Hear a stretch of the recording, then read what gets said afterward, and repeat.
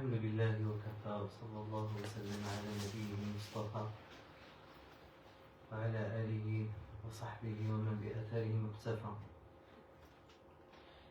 Nous remercions Allah Azza wa Jal qui nous a facilité ces assises et qui nous a donné la puissance de continuer ces assises avec les frères.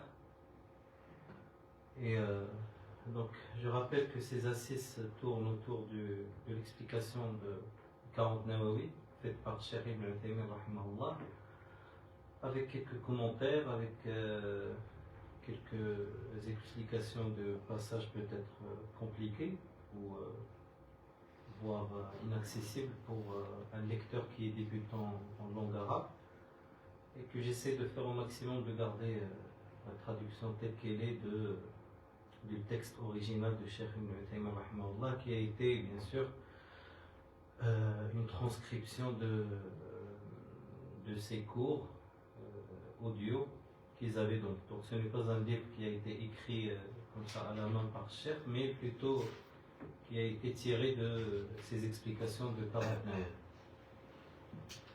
Je profite aussi de l'occasion pour dire que le nombre de personnes qui sont présentes n'est pas important, au sens où ça ne veut pas dire que nous sommes sûrs que nous sommes sur le bon chemin, car la destinée est connue seulement par Allah Azza wa Jal, mais ça veut dire que des gens qui sont beaucoup plus avancés dans la science et qui sont des vrais savants, qui sont des grands savants, comme notamment Cheikh Ibn Taymiyyah rahimahullah, il y avait des fois où il n'y avait aucun étudiant dans ces assises. Donc 2 étudiants, 1 étudiant et même aucun étudiant dans ces assises. Donc c'est tout à fait normal. Il ne faut pas se décourager. Et comme قال النبي صلى الله عليه وسلم لأن يهدي الله بك رجلا واحدا خير لك مما طلعت عليه الشمس. حديث علي رضي الله عنه. قال النبي صلى الله عليه وسلم que Allah guide à cause de toi une seule personne, c'est mieux que toute la terre, tout ce que tu peux avoir dans ces biens sur la vie d'ici-bas. Donc on était dans le 4e hadith, je crois qu'on avait fini son explication, mais je vais rappeler donc ces quatre aspects, on va dire, ou 4 phases de développement du fœtus. Donc c'était d'abord un liquide, ensuite adhérence qui dure 40 jours, ensuite c'est comme quelque chose qui est mâché, et puis la dernière phase, l'esprit est insufflé dans le fœtus. Et que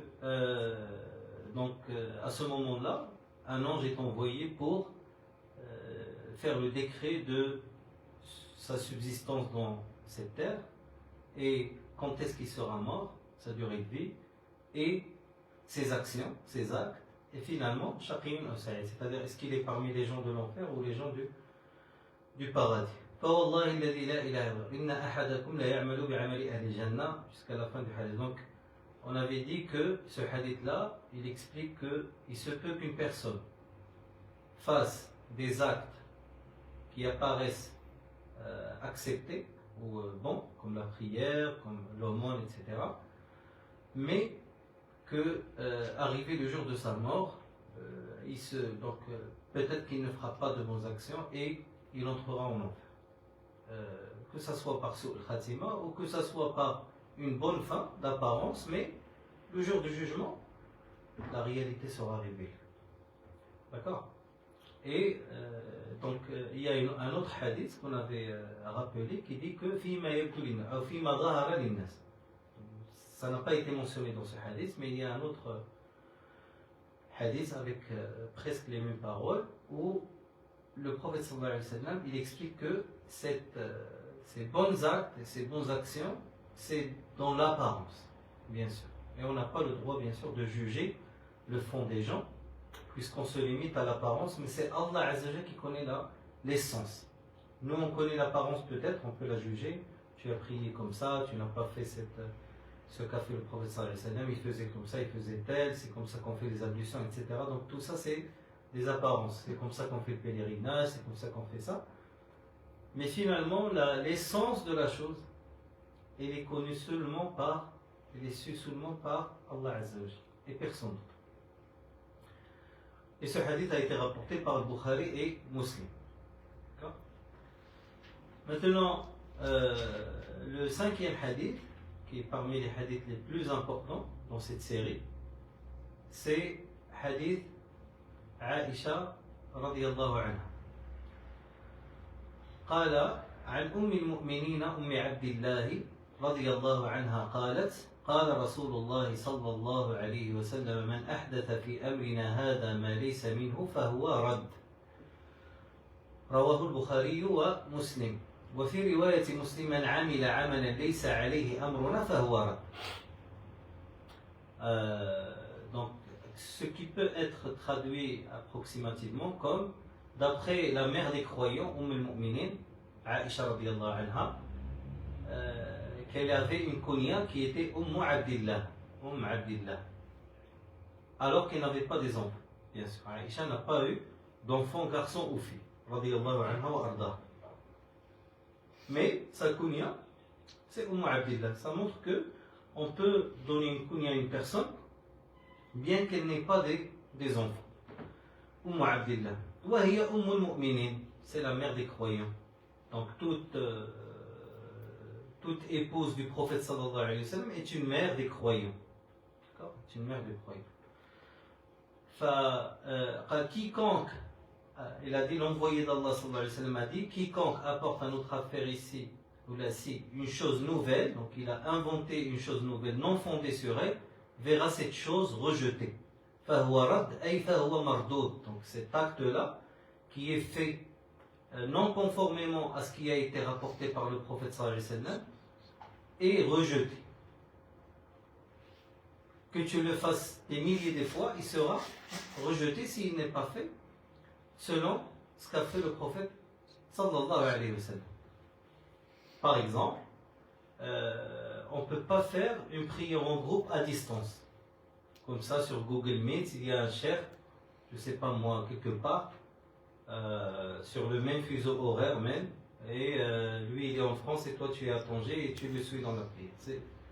C'est un acte qui n'est pas conforme avec ce qu'a fait le prophète sallallahu alayhi wa sallam. Et bien sûr, reviendra le détail sur les types d'innovations qui existent. Donc il existe deux types d'innovations, donc le bid'a al-asliya et le bid'a al-idafiya.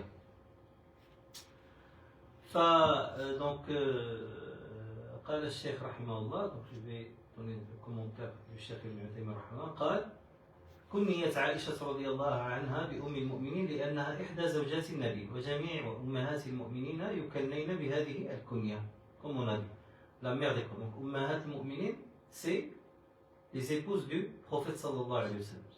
فكل زوجات النبي صلى الله عليه وسلم أمهات المؤمنين. وقوله أم عبد الله هذه كنية, وهل ولد لها رضي الله عنها ولد أم لا؟ والجواب أنه ذكر بعض أهل العلم أنه ولد لها ولد سقط لم يعش, وذكر آخرون أنه لم يولد لها لا سقط ولا حي. Donc, certains savants ont dit qu'il a eu un enfant qui est mort, donc qui a été incomplet, et d'autres qui ont dit qu'il n'a jamais eu d'enfant رضي الله عنها. ولكنها تكنت بهذه الكنية لأن أحب الأسماء إلى الله عبد الله وعبد الرحمن. Donc on l'appelle Abdillah, qui est une kunya, car les prénoms Abdullah et Abdurrahman, c'est les prénoms les plus aimés par Allah Azza wa Jal. Abdullah wa Abdurrahman. وقوله عائشة هذا اسم أم المؤمنين وهي بنت أبي بكر الصديق رضي الله عنهم. Donc Aïcha radiyallahu anha, c'est la fille du grand compagnon, le meilleur des compagnons, qui est Abu Bakr as-Siddiq radiyallahu anhu. تزوجها النبي صلى الله عليه وسلم ولها 6 سنين. Donc le prophète sallallahu alayhi wa sallam l'a mariée à l'âge de 6 ans, وبنى بها à l'âge de 9 ans.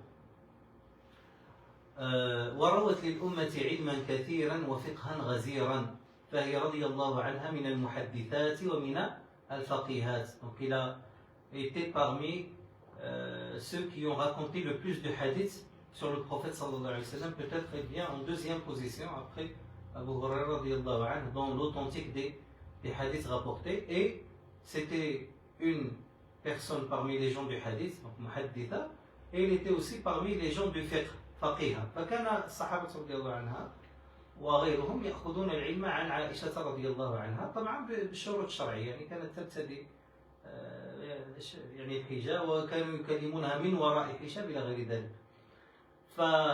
Ceci montre qu'une femme peut enseigner des hommes, bien sûr, dans le cadre de ce qui est conforme avec la religion. وقوله ومن أحدث في أمرنا هذا ما ليس منه فهو رد. من هنا شرطية وأحدث فعل الشرط, donc ça il va parler de l'Irab et de la grammaire de cette phrase, mais le sens de la phrase c'est que celui qui invente ou qui innove quelque chose, il sera rejeté. Donc à première entente ou à première écoute, on peut comprendre que toute chose inventée est rejetée. Toute chose innovée est rejetée. On parle dans l'innovation dans la religion. On ne parle pas de l'innovation dans les voitures, dans l'internet, etc. On parle de l'innovation dans la religion. في أمرنا هذا والأمر هو الإسلام في الإسلام. واقترن الجواب بالفاء لأنه جملة اسمية إلى غير ذلك. هنا il va expliquer donc le côté grammatical de la phrase. Après il dit وقوله فهو رد. Donc رد en langue arabe, le nom رد c'est réponse, une réponse. رد. Ou ce qu'on t'a donné en réponse. Donc toute chose qui vient en réponse. Mais ici raddun ma'naha mardoudun, ce qu'on appelle ism maf'ul. Donc le sens ici de radd c'est mardoudun. Ça veut dire rejeter quelque chose que tu as donné et qui a été rejeté vers toi. فرد المصدر بمعنى مفعول والمصدر يأتي بمعنى الفاعل وبمعنى المفعول. Donc ici il explique d'un point de vue grammatical que le masdar il peut jouer le rôle de fa'il, celui qui fait l'acte, le sujet, ou bien un COD, le maf'ul.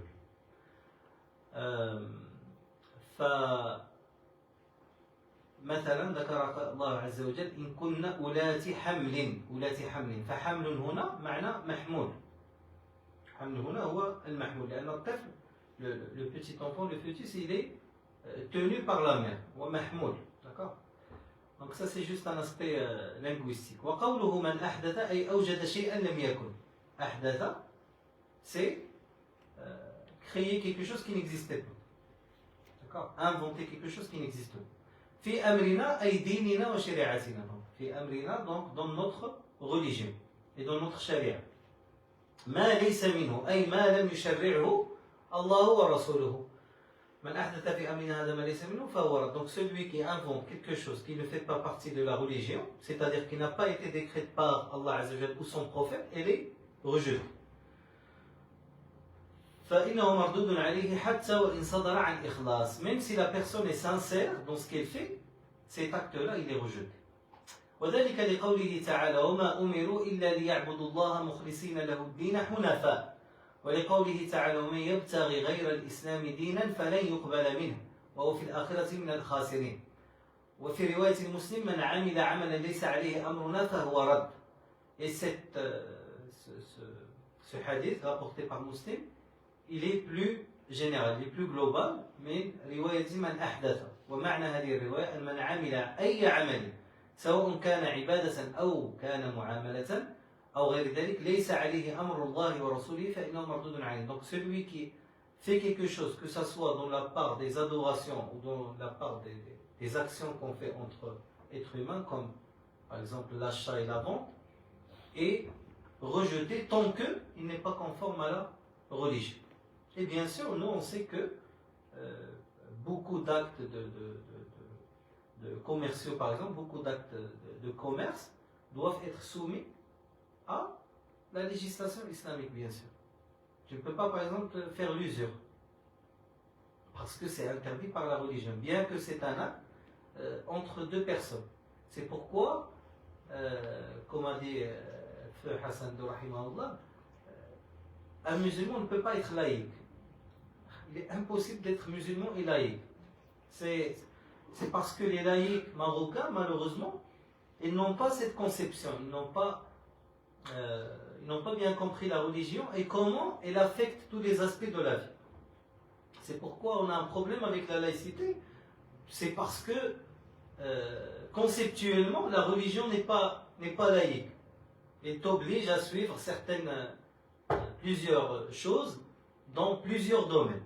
Que ce soit le commerce, que ce soit l'enseignement, que ce soit tout ce qui régit donc les relations interhumaines, etc. Donc on ne peut pas être laïque. C'est pas une question de choix ou de liberté, c'est une question de religion. قلنا وهذا الحديث أصل من أصول الإسلام. Donc ce hadith-là, les savants ils disent que il fait partie des textes piliers de l'islam.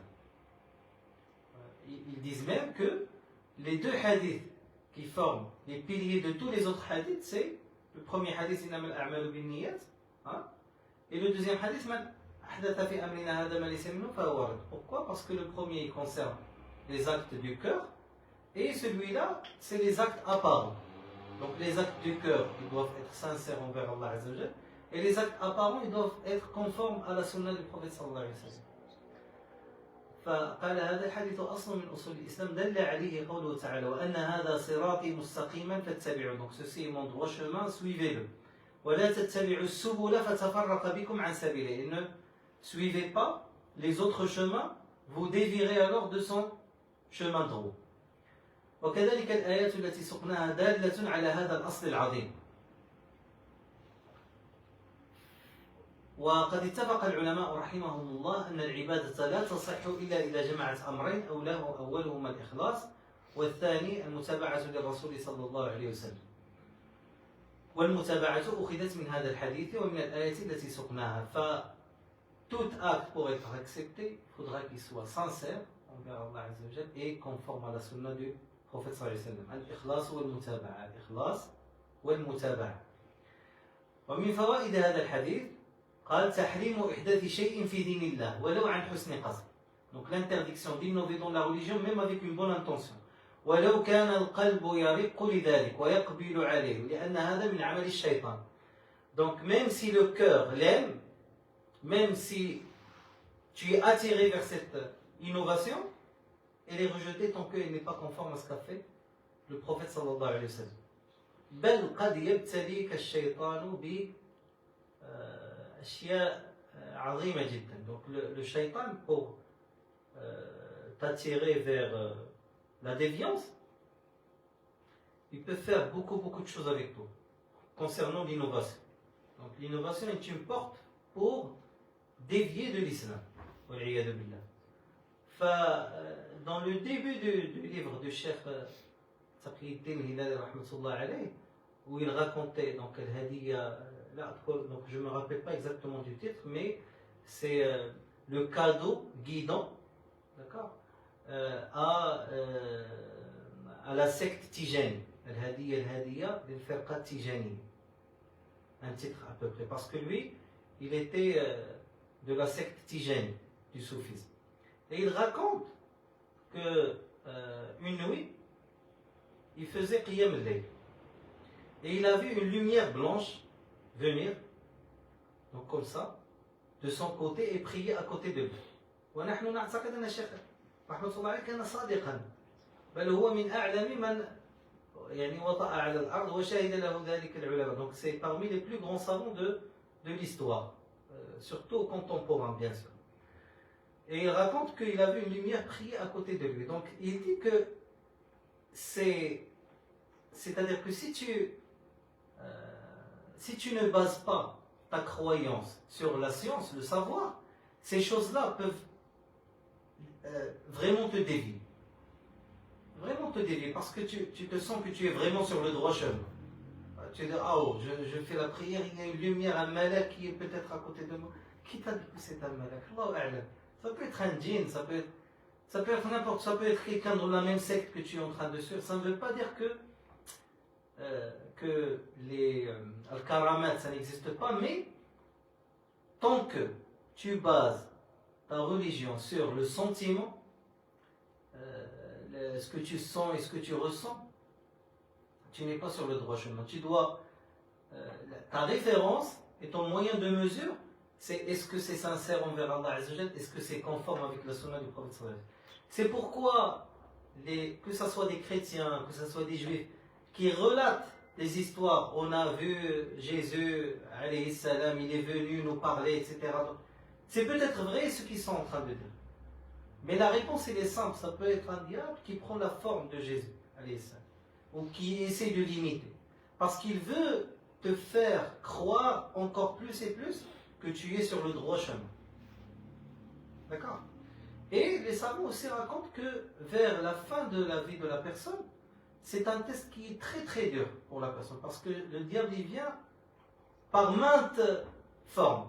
Par exemple, il vient sous la forme de ta mère et ton père, qui sont les plus chers pour toi. Si tu vois ta mère au moment de la mort, elle est morte, je ne sais pas quand, peut-être 5 ans avant toi ou 20 ans, donc, il vient te dire, écoute, dès l'islam, j'ai trouvé que la vraie voie, c'est notre Seigneur Jésus. C'est un test qui est dur. Et des gens qui ont raconté ça. Bon, ils ont raconté des histoires qui ressemblent à des gens qui étaient au bord de la mort. Au bord de la mort. Et qui déclenchent c'est une expérience un petit peu bizarre, mais c'est des choses qui existent. C'est-à-dire que si tu n'es pas vraiment, tu n'as pas tenu sincèrement à ta religion, et tu n'as pas demandé la science conformément à ce qu'a raconté le prophète sallallahu alayhi wa sallam, selon le chemin des plus prédécesseurs, tout acte que tu fais n'est pas valable tant qu'il ne passe pas ce test de conformité. D'accord? قال وليعلم أن المتابعة لا تتحقق إلا إذا كان العمل موافقا للشريعة في أمور 6. Donc il doit être conforme à la religion en 6 aspects. Sabab, sa raison, jins, sa nature, qadr, donc son nombre, kayfiyat, sa manière, zamanuhu, son temps, wa makanuhu, son endroit. D'accord? Par exemple, on ne peut pas faire certains actes en dehors de l'endroit qui leur est spécifique. On ne peut pas faire Waqf Arafat Moulay Absnan, par exemple, qu'on appelle Moulay Absnan. Parce que c'est des gens, les gens ils pensaient ça. Ils disaient Arafat Sghira, le petit Arafat. Et il y a le mot Arafat. C'est des choses qui existent jusqu'à maintenant, malheureusement. C'est des choses qui. C'est pourquoi les gens de la Sunna, quand ils parlent de Tawhid, vous êtes antédaté, vous êtes ancien, vous êtes arriéré, etc. Mais la réalité des choses, c'est ça. Les gens tiennent encore à ces choses. Les gens avec leur doctorat, avec leur poste dans je ne sais pas quoi, et ils font encore des actes de shirk, ils font encore des innovations dans la religion, malheureusement. Pourquoi? Par manque de demande de science, par manque de connaissance des savants qui sont sur le droit chemin. Enfin, ce qu'a dit Cheikh Rahimahullah, c'est bien sûr, on parle de l'innovation au sein de la religion islamique, bien sûr. Parce qu'il y a l'innovation qui est comme des bid'a idafiyya. Donc, elle devient une bid'a si un point ici n'est pas respecté. Donc, ce qu'on appelle bid'a idafiyya, ou qu'il y a une bid'a asliya. Bid'a asliya comme rahbaniya, le rabbanisme, rahbaniya. Par exemple, un homme décide de ne pas se marier. Rohban, ce que vous connaissez dans la religion catholique, c'est que قال الله عز وجل في القرآن ورهبانية ابتدعوها ما كتبناها عليه. Donc un rabbanisme, je ne sais pas comment c'est traduit en français, ابتدعوها, donc qu'ils ont inventé et qu'on n'a pas d'écrit sur eux. Donc ça c'est bid'a al-asliya, donc qui ne fait même pas partie de l'islam. Rahbaniya ne fait même pas partie de l'islam. Mais là où les gens dévient le plus, c'est les innovations qui font partie de l'islam. Comme par exemple, comment lire le Coran en groupe, comment ça se lit en groupe, spécifier certains moments pour faire certains dhikr et prétendre que ça va te donner plus de hasanat, comme beaucoup de sectes soufis disent ça, répéter un certain nombre nom d'Allah Azza wa Jal avec une certaine manière durant un certain temps. Donc tout ça, c'est parce que faire le dhikr, c'est pas haram, au contraire, c'est permis. C'est parmi les choses les plus importantes dans l'islam, c'est faire le dhikr. Mais sa manière, son nombre, etc., Si tu décides de, voilà, il faut faire le jeudi 7333 la ilaha illallah et 10 400, des nombres qui sont un petit peu bizarres, là tu es en train d'ouvrir la porte de l'innovation. Surtout si tu indiques aux gens de faire ça. Moi j'ai fait ça et Allah m'a donné ça. Il m'a récompensé par ça. J'étais malade de ça et j'ai fait ça et ça a été récompensé par ça. Quand il s'agit de la religion, là où Allah Azza wa Jal ou son prophète sallallahu alayhi wa sallam n'ont pas précisé, Udkur Allah Azza wa Jal, comme tu veux, quand tu veux. Là où le prophète sallallahu alayhi wa sallam a banni de faire ceci, par exemple de faire des prières surérogatoires après l'Asr, il ne faut pas faire des prières en plus. Parce que c'est interdit, même si tu fais 20 000 prières. Il y a un texte qui est clair par le prophète sallallahu alayhi wa sallam qui a banni donc de faire des prières après la prière de l'Asr. Sauf bien sûr la divergence connue entre les savants, si tu viens avant le temps du Maghreb pour faire Tahiyyat al-Majid, etc. Donc ça c'est un autre débat. Nous on parle de Nafl Mutlaq, les prières surérogatoires comme ça, en général. Donc,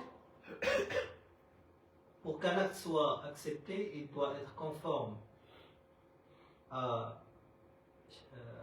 la charia de l'islam en 6 points. Donc sabab, sa raison, sa nature, son nombre, sa manière, son temps et son endroit. Et bien sûr, on peut se demander des fois, peut-être que ces gens qui prétendent être sur la sunna exagèrent.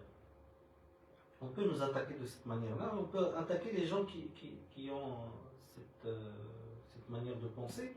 Mais la réalité des choses, c'est que la manière qu'utilisent les gens de la sunna pour réfléchir, elle n'est pas seulement tirée de le Coran et de la sunna du prophète sallallahu alayhi wa sallam, mais même avec donc, la biographie des compagnons du prophète sallallahu alayhi wa sallam. Et vous savez très bien l'histoire qu'on a déjà relatée de Abdullah ibn Mas'ud avec Abu Musa al-Ash'ari radiyallahu anhu, qui a vu des gens au sein de la mosquée en train de faire du dhikr avec une certaine manière, en utilisant des petits cailloux, etc. Et comment Abdullah ibn Mas'ud les a blâmés.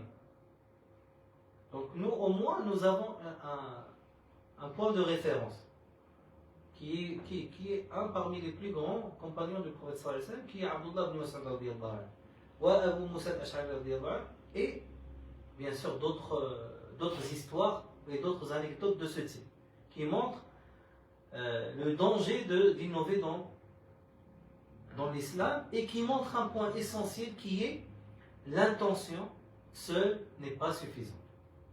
Parce qu'ils ont répondu, ils ont dit Wallahi ma aradna illa khayra, on n'en a voulu que du bien. فقال عبد الله بن مسعود كم من مريد الخير ليس ببالغ. Combien de gens veulent le bien mais ne vont pas l'atteindre, ou ne l'atteignent pas. D'accord? Donc, tu peux pas voyager de Tanger à Paris en choisissant un vol en direction des États-Unis. Même si tu as la plus grande intention au monde. D'accord? C'est la manière ou le chemin que tu as pris est totalement erroné. D'accord? Un vol qui va en Californie ne va jamais atterrir à Paris. S'il va de Tanger à Californie, tu dois prendre un autre vol peut-être et un autre vol. Donc tu es en train de faire quoi? Au lieu de raccourcir le chemin, tu es en train de perdre de temps. Et c'est ça ce que fait la sunna, ce que font les savants de la sunna. C'est raccourcir le chemin vers le prophète sallallahu alayhi wa sallam, tout simplement. Tu peux atteindre le bon chemin, mais après plusieurs mauvaises expériences et plusieurs mauvaises tentatives. D'accord? Lidalika, un des pieux prédécesseurs a dit donc si Allah Azza wa Jal aime une personne, il lui donne en cadeau une personne de la sunna, ou une personne qui est sur la sunna. Il lui fait côtoyer ou savoir quelqu'un. Pourquoi? Parce que celui qui est sur la sunna, il va te raccourcir les chemins. Vers qui? Vers le chemin des pieux prédécesseurs. Au lieu de chercher ici, chercher ici, chercher ici, il te donne voilà. C'est très simple. Tu as un acte, tu as un moyen de mesure. Est-ce que le prophète sallallahu alayhi wa sallam l'a fait? Est-ce que ça existe dans le Coran? Est-ce que c'est parmi ce qu'ont fait les compagnons du prophète sallallahu alayhi wa sallam? Est-ce que les pieux prédécesseurs l'ont aimé comme acte?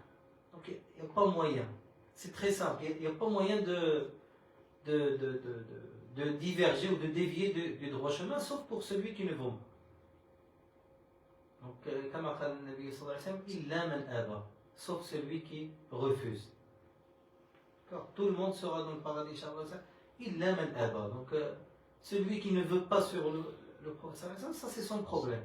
Même s'il prétend qu'il est le plus grand amoureux du prophète sallallahu alayhi wa sallam et qu'il aime Allah azza wa jalla, même s'il prétend ça, c'est pas les prétentions, mais c'est la conformité à la sunna du prophète sallallahu alayhi wa sallam. فأولا أن يكون العمل موافقا، فإذا لم يوافق الشريعة في هذه الأمور الستة فهو باطل مردود لأنه إحداث في دين الله ما ليس منه. قال أولا أن يكون العمل موافقا للشريعة في سببه، وذلك بأن يفعل الإنسان عبادة لسبب لم يجعل الله تعالى سببا مثل أن يصلي ركعتين كلما دخل بيته ويتخذها سنة. Donc de prier par exemple 2 rak'ah en entrant à la maison et faire ça de manière assidue à chaque fois, comme si c'était une sunna du prophète sallallahu alayhi wa sallam. فهذا مردود. Cet acte-là, il est rejeté. Alors là, si tu viens un jour à la maison et tu décides de faire dans un temps qui est permis 2 rak'ah, c'est pas une innovation, mais c'est le fait de le prendre comme cause. Sabab. Pourquoi tu fais de prière? Parce que je suis rentré à la maison. Est-ce que le prophète sallallahu alayhi wa sallam faisait ça? Non. Donc c'est rejeté. Parce que tu l'as associé à une raison qui ne fait pas partie des raisons valables. D'accord? Bien que l'acte de prier est quelque chose qui est légiféré, donc qui est autorisé en islam. لكن ما قرنها بسبب لم يكن سببا شرعيا صارت مردود. L'associer à une raison non valable le rend invalide.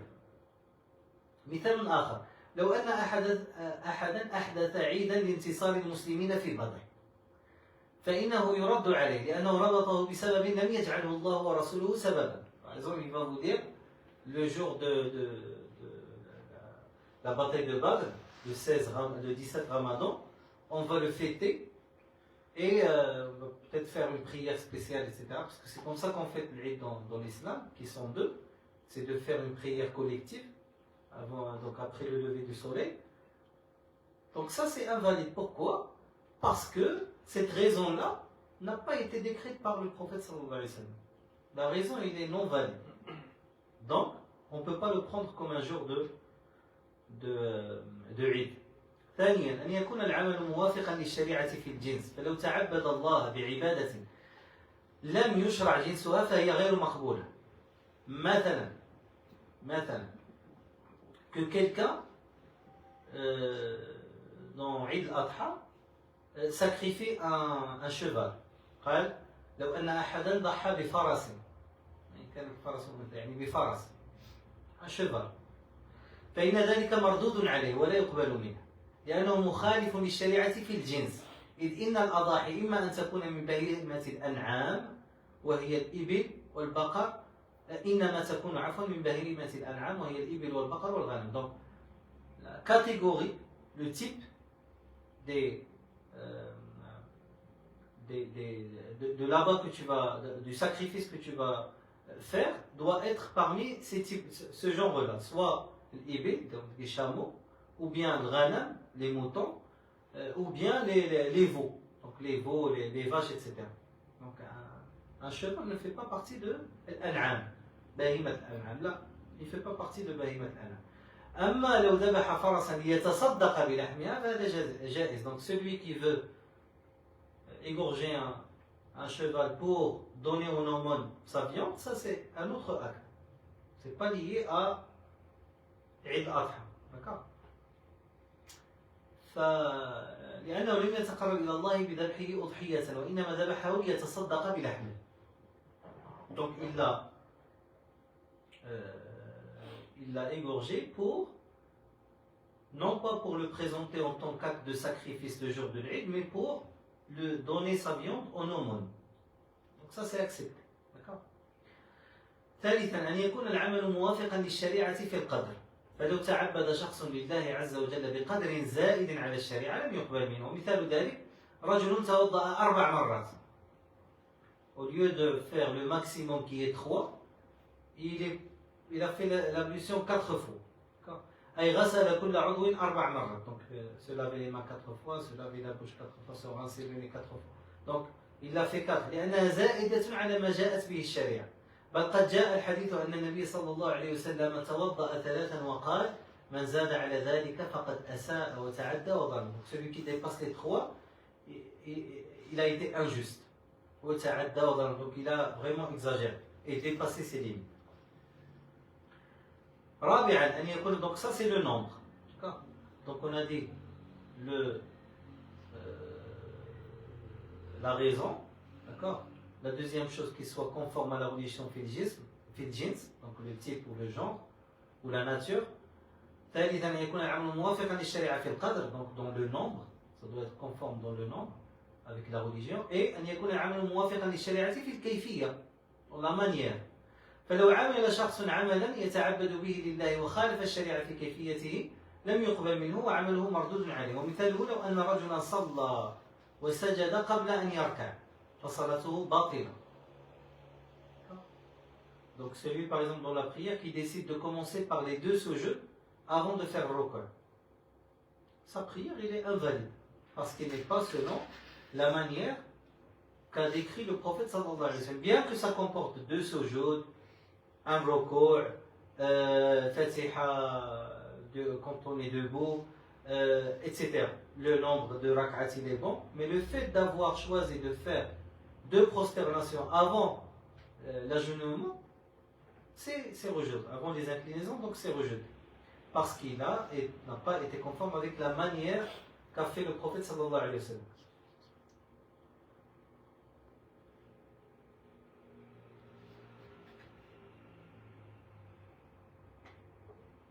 Ou bien quelqu'un qui fait, je ne sais pas moi, quelqu'un qui fait tawaf dans le Kaaba, et il fait un demi-cercle, et ensuite il fait un demi-cercle, d'accord, et puis il fait un demi-cercle de l'autre côté et un demi-cercle de l'autre côté. Donc si on fait la somme, on va trouver qu'il a fait 7 tawaf, d'accord.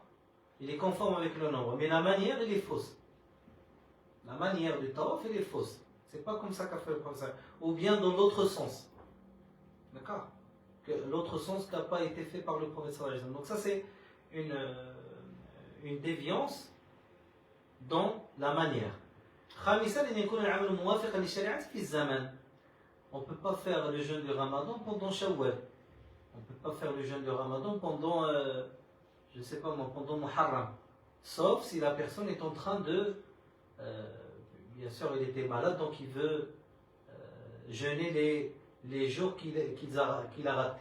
Mais quelqu'un qui va dire, voilà, aujourd'hui on va commencer le Ramadan avant le Ramadan parce que le Ramadan c'est je sais pas, c'est jeûner pendant 20 heures, c'est trop dur, donc on va le décaler un petit peu. Hein? C'est pas conforme parce qu'il n'a pas respecté le temps de cette religion qui est sainte. Par exemple, si quelqu'un veut faire l'Eid, donc Udhiyat l'Eid, bien qu'il a été annulé cette année-là au Maroc, mais je parle en général, le fait d'égorger un mouton avant de faire la prière, c'est pas accepté. Parce qu'il n'a pas respecté le bon moment. D'accord? Le bon moment pour égorger un mouton le jour de l'Eid, c'est après la prière de l'Eid. Et non pas avant. Donc il y a plusieurs exemples de non-respect du temps de l'adoration. Comme on a dit, par exemple, se tenir debout le jour de Arafat, un autre jour. Comme a dit un chef de Azhar, là, que j'ai entendu dernièrement, il dit que voilà, puisqu'Allah Azza wa Jalla a dit que Al-Hajj Ashhurun Ma'lumat, qui sont Shawwal, Dhul-Qa'da, Dhul-Hijja, pourquoi toute cette pression durant cette courte période de 10 jours ou de 5 jours pendant Dhul-Hijja? Mais c'est parce qu'il y a Arafat, qui est le 9 de l'Hijjah. On ne peut pas faire Waqf Arafat le 8 ou le 7. Il a dit non, c'est pas grave, donc tu peux le faire de près. Shawwal, tu te mets debout devant Arafat, tu finis tes. وهذا جنون يعني ما قال به من العلم. Qui a dit ça parmi les gens de la science? Personne. C'est des gens qui sont en train de comment te dire, de faire un renouvellement de la religion, on va dire, et ils vont nous illuminer le chemin vers le nouvel islam. Au nom de l'islam. Hein? Comme a dit je ne sais même pas comment il s'appelle là, le Shamsuddin ou la Fakhruddin, celui qui est en France, le recteur des musulmans, qui a dit que voilà, le voile n'a pas sa place en France. Le voile n'a pas de place en France. Comme ça. Je ne sais même pas si ça s'appelle Shamsuddin. Moi, le prénom, il est joli. D'accord? Mais ce qu'il dit, j'ai vu aussi sa rencontre avec un prêtre et un rabbin juif. Et voilà, donc il était toujours malheureusement en défense ou en train de vendre un islam inexistant en réalité. Inexistant. Donc, malheureusement, les représentants des musulmans en France, Chalroumi et compagnie, franchement c'est une vraie caricature de l'islam. Et non pas l'islam comme a été mentionné dans le Coran et dans la Sunna et comme l'ont vécu les pieux prédécesseurs. Malheureusement, pour peut-être une pression ou de l'argent ou je ne sais pas quoi, mais le prophète sallallahu alayhi wa sallam a déjà dit que لا تزال طائفة من أمتي ظاهرين على الحق. Donc malgré qu'il y ait Chalroumi et autres, le vrai islam, il sera toujours connu. Et les gens du vrai islam, ils seront toujours là pour combattre toute falsification de l'islam. Alors là, si tu veux combattre le terrorisme avec ces gens-là, tu ne fais que pousser les gens à faire plus d'actes de violence, etc. Avec ce genre de personnes exactement. Parce que malheureusement, ils n'ont pas ni l'audace de donner un discours ou convaincre quelqu'un, ni la science nécessaire pour convaincre les gens et pour débattre avec les gens sur certains points. Malheureusement. Et ça crée et ça donne encore plus de raisons aux gens qui sont déviés, les terroristes qui sont en train de faire des actes de terrorisme, etc. On sait qu'ils sont déviés. Et les meilleures personnes pour réfuter les choubas de ces gens, des takfiris, etc., c'est les gens de la Sunna. C'est les gens qui ont écrit le plus de livres, qui ont fait le plus de vidéos, qui ont fait le plus d'audios pour réfuter une par une les choubas de ces gens du takfir. Alors toi, ton approche c'est de complètement dissimuler certains versets du Coran, complètement dissimuler certains hadiths du prophète sallallahu alayhi wa sallam, plusieurs, comme je dis certains, c'est des centaines et des centaines. Et ton approche aussi, c'est de choisir des gens qui sont complètement non qualifiés pour représenter les musulmans afin de combattre le terrorisme. Alors que les gens, tu ne peux pas les prendre pour des idiots. Même avec tout le respect, on ne peut pas prendre les gens pour les idiots. C'est comme ça qu'on combat le terrorisme. C'est en montrant que cet acte-là n'est pas conforme, cet acte-là n'est pas conforme. Voilà, 1 plus 2 égale 3, etc. C'est une science qui est bien claire et bien précise et qui n'appelle pas à la violence contre les gens, qui appelle à la discussion, qui appelle à l'appel vers le chemin d'Allah Azza wa Jalla, qui appelle à sauver le maximum des personnes qu'on puisse si la situation l'oblige. Donc aucun musulman ne va dire voilà s'il y a un non-musulman qui est mourant et à qui je peux porter assistance, je ne dois pas l'assister parce qu'il est non-musulman. Aucun musulman ne dit ça. Aucun musulman ne croit ça. Et l'islam ne croit pas ça et la sunna du prophète sallallahu alayhi wa sallam ne croit pas ça. C'est au contraire. Dans le verset du Coran, donc celui qui sauve une vie, qui la ressuscite, c'est comme s'il a sauvé toute l'humanité en fait. Donc, et là, on apporte des gens comme des clowns. Ça me fait mal au cœur quand je dis ça, malgré que personne ne va voir cette vidéo, mais peut-être c'est pour vous dire qu'on a plus que jamais besoin des gens qui demandent la science pour réfuter ces gens-là. Ne serait-ce que pour dissiper tout doute sur les savants de l'islam, les vrais savants de l'islam et les vrais musulmans. Quand je dis Ibn Uthaymin rahimahullah, c'est une grande école de l'islam. C'est un grand savant. Donc rien que le fait de parler de ce savant-là et de lire ses livres, c'est une réfutation à ces gens-là qui veulent créer un islam qui est inexistant et complètement caricaturisé et qu'on n'accepte pas, bien sûr. On accepte pas. Au nom de combat du terrorisme, qu'on est tous contre, car le terrorisme n'a pas de religion tout simplement, on est contre toute personne qui prétend représenter les musulmans et qui est vraiment incapable de former une seule phrase correcte. Alors, خامسا أن يكون العمل موافقا للشريعة في الزمان. قال سادسا أن يكون العمل موافقا للشريعة في المكان. Donc qu'il soit conforme à la religion dans l'endroit. فلو أن أحدا اعتكف في غير المساجد بأن يكون قد اعتكف في المدرسة أو في البيت فإن اعتكافه لا يصح. Donc ça, il va parler un exemple de l'i'tikaf avec la divergence qu'il y a entre les savants. Mais pour vous dire que s'il y a un endroit où on ne peut pas faire le pèlerinage à la Mecque, à Jeddah ou à Medina, on revient à Moulay Arslan, où on fait des tours et des tours, malheureusement, des gens font le pèlerinage au tombe de personnes qui sont déjà mortes et qui ont besoin de notre doua plus que autre chose. Et ils font ça, et ils disent voilà, j'ai pas le moyen de faire le Hajj, donc je vais le faire à Moulay Arslan, ou à Moulay Sidi Flan, ou à Sidi Kada. Donc tout ça, c'est complètement incohérent avec l'esprit de l'islam. Et vous imaginez que si les gens ne connaissent pas ça, bien qu'ils connaissent le Coran par cœur, il ne peut pas connaître le droit chemin. Parce qu'il le connaît juste par mot. Il ne connaît pas son sens. Il ne connaît pas qu'Allah a blâmé ça, a interdit d'aller voir les tombes comme ça et de faire des tours et des tours sur les tombes et d'invoquer les gens qui sont déjà morts. Et récemment, j'ai vu une vidéo qui parle d'une femme qui dit que voilà, j'avais pas d'enfant avant et maintenant, alhamdoulilah, grâce à Allah Azzawajal et à Sidi Baba, je ne sais même pas comment il s'appelle, j'ai eu un enfant. Et il le dit et le répète.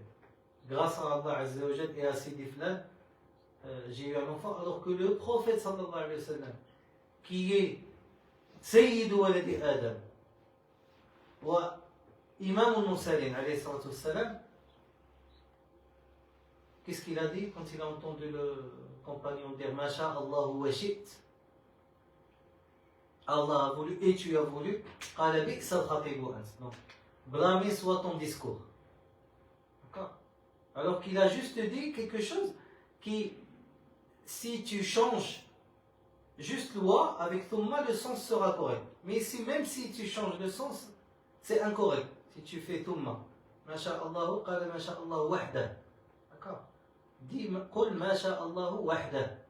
Allah Azza veut tout seul. Alors que lui, c'est le prophète, c'est le plus aimé par Allah Azza, etc. Avec tous ses atouts, avec toutes ses caractéristiques. Et il ne s'autorisait pas d'être adressé comme ça. ما شاء الله وشئت قل ما شاء الله وحده قل ما شاء الله وحده. Le besoin à la sunna, l'appel à la sunna du prophète sallallahu alayhi wa sallam est plus nécessaire que jamais, plus nécessaire que jamais. وهذه أمثلة على جملة من الأمور المردودة لأنها مخالفة لأمر الله ورسوله. المثال الأول: من باع أو اشترى بعد الأذان الثاني من يوم الجمعة فهو ممن تجب عليه الجمعة فعقده باطل لأنه مخالف لأمر الله ورسوله. Tu vas louer une voiture, hein, on veut écrire l'acte, tu veux payer la personne, vous écrivez l'acte après l'appel à la prière. Nous on fait 3 appels ici au Maroc, donc il y a eu cet appel-là et tu as signé l'acte. Cet acte-là, il est invalide. Bien qu'il soit valide d'un point de vue législatif, il est invalide. Pourquoi? Parce que il a été fait, cet acte de location, il a été fait après la prière de de Jumu'ah. Après le deuxième appel, et toi, tu es un homme qui est supposé être dans la mosquée et répondre à l'appel. Jami' al-Bouyour, tu vois devant la mosquée des fois, devant certaines mosquées, Al-Khatib, il est en train de prêcher. Et l'autre, il vient, une femme peut-être qui passe par exemple, et le vend. Bon, on va dire la femme elle n'est pas concernée par la prière de Jumu'ah, c'est pas obligatoire pour elle. Mais l'homme qui est en train de vendre, subhanallah, donc شحال بطاطا سبعات زيد شويش في الميزان كذا. L'imam il est en train de prêcher devant moi, subhanallah. Et quand tu lui parles, les gens ils sont illa man rahima rabbuk. Illa man rahima rabbuk. Donc pourquoi? Parce que il n'a jamais peut-être entendu ou n'a jamais voulu savoir que tout acte de vente durant le prêcher, donc après après le lancement de la prière de Jumu'ah, de khutbah de Jumu'ah, est interdit. Hein? إذا نودي للصلاة من يوم الجمعة فاسعوا إلى ذكر الله وذروا البيع. Un texte clair, une interdiction claire, et toute interdiction qui est mentionnée dans le Coran ou la Sunna du prophète sallallahu alayhi wa sallam, ça veut dire que c'est haram. Sauf s'il y a quelque chose qui le précise, pour montrer que voilà, il est détestable. D'accord? Ou qu'il est haram tant que cette condition-là est réalisée. Mais si tu entends dharul bay', ça veut dire laisser le commerce, délaisser le commerce. Ça fait stop. Tu dois délaisser le commerce. Ça veut dire que tout commerce qui est effectué à cette heure-là, il est interdit. Tu fais les taxis qui sont en train de circuler, etc. Alors qu'on parle de 15 minutes, de prêcher, combien ça va durer? Hein? Ce sermon 20 minutes. Ça ne va pas bloquer le commerce de monde. On n'est pas Wall Street. C'est quelques minutes et ça va durer, alhamdoulilah, et l'activité commerciale va reprendre. D'accord? Bil'aks, Allah Azza wa Jalla va nous donner la baraka dans ce commerce, si on respecte ces temps-là. نكمل بهذا إن شاء الله تعالى donc on reprend la séance prochaine بإذن الله سبحانك اللهم وبحمدك أشهد أن لا إله إلا أنت أستغفرك وأتوب إليك. جزاك الله خير.